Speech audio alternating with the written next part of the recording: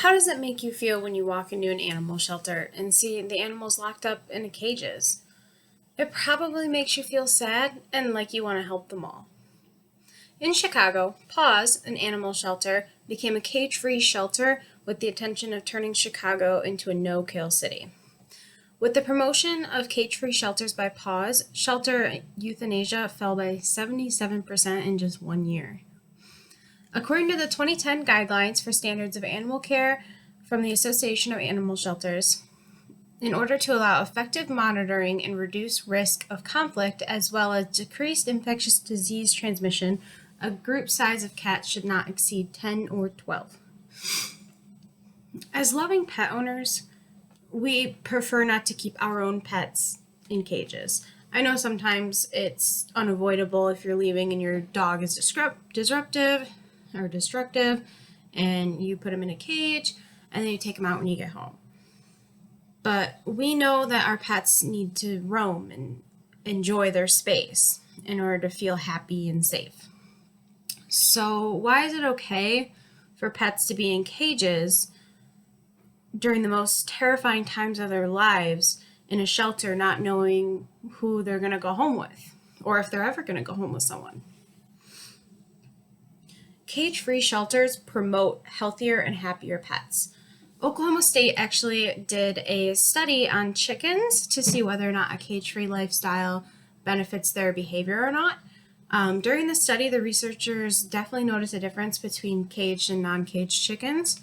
The caged chickens didn't move around much, if at all, and the noises that they made were abnormal for chickens. And then the cage-free chickens obviously were able to roam around, interact with each other, and they just appeared to be normal chickens.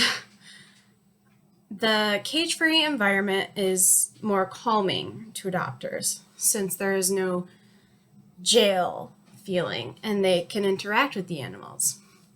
In Chicago, there is actually a cage-free shelter. It's just for cats, and it's called the Windy Kitty Cat Lounge.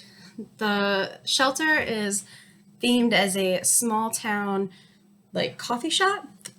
So there's couches, they serve coffee and tea, books, and the cats are able to just roam free, and they're on the furniture, cuddling on people's laps. You can pick them up, cuddle with them, play with them.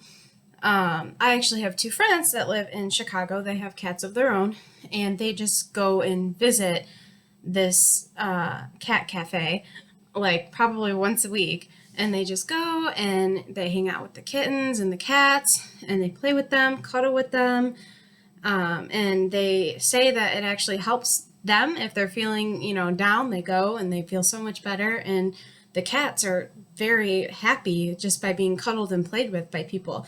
Even though, they don't actually belong to someone, they still get that interaction that they need. This cafe, or animal shelter, technically, it actually does comedy nights, informational nights, and other kinds of activities to engage possible future adopters with the animals, so they can actually interact with these animals and get to know them better. And it also helps educate people on the topic of cage-free environments and cat care that will actually benefit them. So the biggest issue is the lack of funding with these kinds of shelters. What can we do to possibly help? So animal shelters do not receive government funding. Animal shelters are kept afloat financially through donations. Many animal shelters have a donation section on their website for people to donate money or items to the facility. Many of the shelters also do fundraisers and GoFundMe pages to help. Cage-free animal shelters are misunderstood in the community. So not as many people donate to them, or they fear them. The best way that we can help cage-free shelters is to spread awareness about them and obviously donate to them. The more awareness we spread, the more open people are going to be to the idea. As humans, we want to live happier and healthier lifestyles, and we'll do whatever it takes to get there. There's no excuse as to why we shouldn't be doing that for animals and our own pets. More shelters should become cage-free for the benefit of the animals and the future owners of them. Thank you.